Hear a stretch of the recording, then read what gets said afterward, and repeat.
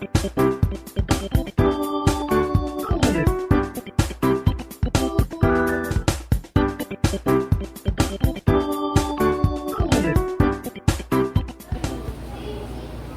121, diz assim o texto sagrado: Elevo os olhos para os montes, de onde me virá o socorro? O meu socorro vem do Senhor, que fez o céu e a terra. Ele não permitirá que os teus pés vacilem, não dormitará aquele que te guarda. É certo que não dormita nem dorme o guarda de Israel. O Senhor é quem te guarda, o Senhor é a tua sombra, a tua direita. De dia não te molestará o sol, nem de noite a lua.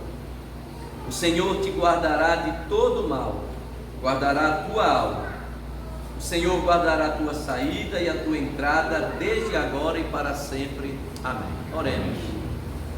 Querido Deus e Pai bondoso, nós te bendizemos e louvamos por mais um domingo, dia do Senhor, dia em que nós nos reunimos para cultuar a Ti em coletividade e em esperança e certeza de que o Senhor ouve e de que o Senhor voltará. Fala conosco, ó Deus, por intermédio da Tua Santa Palavra, dirige e instrua os nossos corações ao Teu querer, assim rogamos em nome de Jesus. Amém. Eu lerei mais uma vez o verso primeiro, que diz assim: Elevo os olhos para os montes, de onde me virá o socorro? O meu socorro vem do Senhor, que fez o céu e a terra. Meus queridos irmãos, eu acredito que esse seja daqueles salmos da nossa predileção. Nós temos sempre aqueles salmos mais queridos, os salmos mais conhecidos, e certamente esses dois versículos são daqueles mais lembrados por nós, muito certamente, porque esse salmo traz uma certeza que tanto nos é agradável, a certeza de que Deus não dormita nem dorme, de que como guarda das nossas vidas Ele não cochila, está sempre atento às nossas demandas, e isso nos traz segurança. Todos nós precisamos assentar as nossas vidas nesta certeza, e como cristãos, essa é uma certeza que tem que nos alimentar. Deus guarda o seu rebanho, Deus guarda a sua congregação, Deus guarda o seu povo. Esse é um daqueles salmos chamados salmos de romaria, ou salmos de romagem. Este subtítulo deve estar até aí na tua Bíblia, ou salmos de procissão, salmos de escadaria, que eram salmos cantados, entoados pelo povo, quando o povo ia na direção do templo para o seu culto, seu serviço religioso, que era um dever de todo judeu.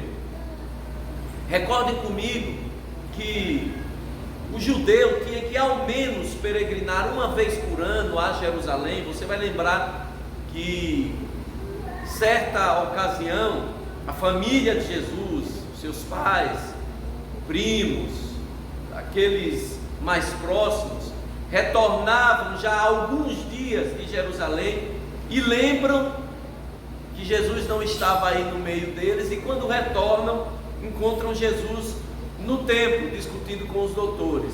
Essa experiência é uma experiência comum, rotineira. Lembram de Ana, que vai anualmente ao templo e ali, ao sacerdote, melhor dizendo, e ali faz o seu culto. Essa era uma prática comum.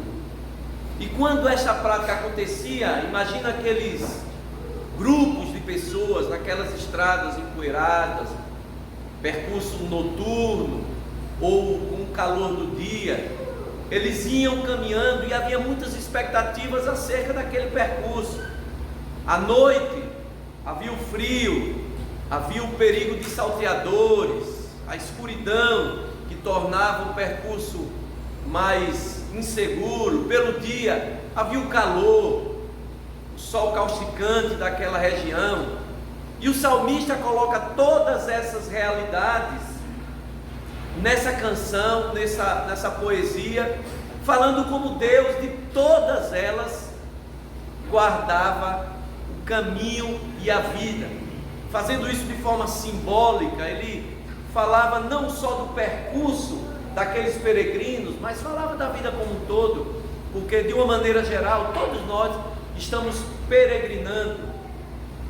E nesta vida nós vivemos noites escuras, de perigos e de incertezas, noites frias, de dúvida e de medo, ou dias muito quentes em que a nossa alma se seca, em que um calor toma a nossa mente. E de todas essas experiências, o Senhor é o nosso socorro. É aquele que não vacila, é aquele que está atento.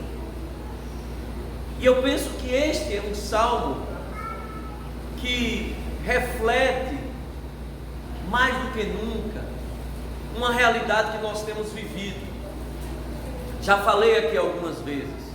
Esse é um tema com o qual lido diariamente. Aliás, os pastores lidam diariamente com uma geração de pessoas adoecidas, inquietas, perturbadas, temerosas, que parecem que vão perdendo a habilidade de lidar com essas demandas cotidianas, a demanda do medo, a demanda das escuridões da vida, dos frios, das lutas, e vão perdendo a perspectiva da própria vida neste percurso que é a existência.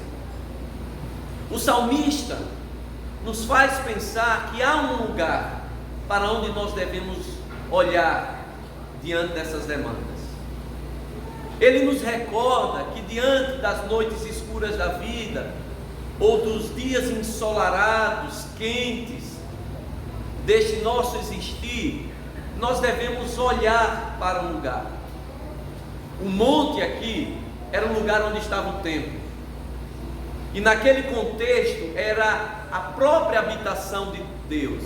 Eles entendiam que Deus estava ali. E quando o percurso se tornava cansativo, e quando eles estavam quase desanimando, eles erguiam os olhos e viam à distância o monte, e lembravam: a jornada já está próxima de acabar, estamos chegando, e lá no monte está o nosso socorro, ali no monte está o nosso motivo para continuar persistindo, porque no monte está o Senhor, e é do monte que vem o nosso socorro, é do alto que vem o nosso socorro. Eu creio, eu já preguei nesse salmo em uma outra perspectiva, e creio que já contei a história de um presbítero lá da nossa igreja de origem. Ele foi combatente na Segunda Guerra, foi cabo padioleiro, presbítero Simões. Ele e a irmã, curiosamente, a irmã foi enfermeira e ele era cabo padioleiro. Os dois aqui da região de Caçapava, mas depois foram morar lá em Aracaju, já no pós-guerra. E ele escreveu num livretinho, quando completou 80 anos, contando um pouco das histórias. E ele lembra que lá, durante a tomada de Monte Castelo, os fogos alemães caindo sobre eles, e aquele jovem, numa primeira tentativa, uma segunda tentativa, vendo o perigo da própria morte, ele dizendo assim que diante do medo ele só conseguia lembrar desse salmo, e ele dizia: eleve meus olhos para os montes, de onde me virá o socorro. E ele recitava como uma oração, e a gente sabe que o socorro veio, e eles conseguiram tomar aquele monte. Essa experiência me marcou. É para o monte que nós devemos orar, é para o alto que nós devemos olhar. Só que hoje nós temos visto que as pessoas estão perdendo esse alvo, esse monte de perspectiva. E há aqueles que, ao invés de olharem para fora de si mesmos, olharem para aquele que transcende a realidade da guerra, olhar para aquele que está acima dos inimigos que estão lá no topo do monte, fazendo chover fogo sobre nós, olhar para o Senhor dos Exércitos, muitos estão se fechando em si mesmos, e ao invés de olharem para fora, estão olhando para dentro de si mesmos. E estes têm vivido dois grandes perigos. O primeiro perigo é o perigo de olhar para si mesmo, se ensimesmando, se fechando no seu próprio sofrimento, não buscando ajuda, não buscando fora de si um sentido que lhe dê segurança e proteção, e se deparam com a realidade da desesperança, quando percebem que em si mesmos não há salvação, quando percebem que sozinhos não conseguirão vencer as lutas e as demandas da vida. Ao invés de olharem para o monte, olham para dentro de si, fecham em si mesmos, enchem-se de frustrações e são tomados pela depressão, pelo medo, pela falta de perspectiva, e muitos, tristemente, têm desistido da própria existência. A realidade da queda, meus irmãos, é que o ser humano é incapaz de, por si só, de em si mesmo, ser fonte de segurança e de esperança. Jeremias 17:9 nos lembra que o coração do homem é enganoso e desesperadamente corrupto. E quando a nossa visão está baixa, quando nós perdemos a perspectiva dos montes, de olhar para aquele que transcende as nossas dores, nós nos deparamos com a realidade de que sem Deus nada podemos fazer. Nos deparamos com a realidade que nada somos a não ser pó e cinza, que nós não podemos salvar a nós mesmos, que nós não podemos prover segurança para nós mesmos nas noites escuras da vida, nos dias causticantes da vida, nas lutas dessa própria vida. Ao invés de olhar para o monte, olha para dentro de si e se depara com o desespero, o vazio. E muitos dão cabo da própria vida, e aqueles que não o fazem, ainda assim vivem mortos, apesar de continuarem existindo. Olhe se não é essa a realidade de muitos que estão próximos a nós, ou quem sabe você mesmo, que está aqui hoje, vestindo essa roupa de igreja, vestindo essa máscara de que tudo vai bem, mas lá dentro, sem nenhuma esperança. A palavra de Deus nos lembra lá em Mateus 11:28, palavras do nosso Senhor: vinde a mim todos vós que estáis cansados e sobrecarregados, porque eu vos aliviarei. Só olhando para fora, para os montes, para aquele que transcende as nossas dores e lutas, é que nós podemos ter alívio das nossas dores e certeza da nossa segurança. Mas entre aqueles que olham para dentro de si mesmo, há um outro grupo que corre um outro perigo. Se o primeiro perigo é de olhar para si mesmo e deparar-se com a sua incapacidade, que gera uma desesperança, há aqueles que olham para dentro de si mesmos e se deparam com uma falsa segurança, a falsa segurança da autoajuda, a falsa segurança da autossuficiência. Diante das lutas e das demandas da vida, olham para si mesmos e acreditam que por uma palavra de ordem, por meia dúzia de palavras proferidas, que eles acreditam que têm poder em si mesmo, de frases feitas. Eles conseguem buscar em si mesmos a salvação. Eles conseguem buscar em si mesmos por quase uma palavra do pirlim-pim-pim, um abracadabra, né? Palavra mágica: eu posso, eu venço, eu consigo, você é maior, vai lá.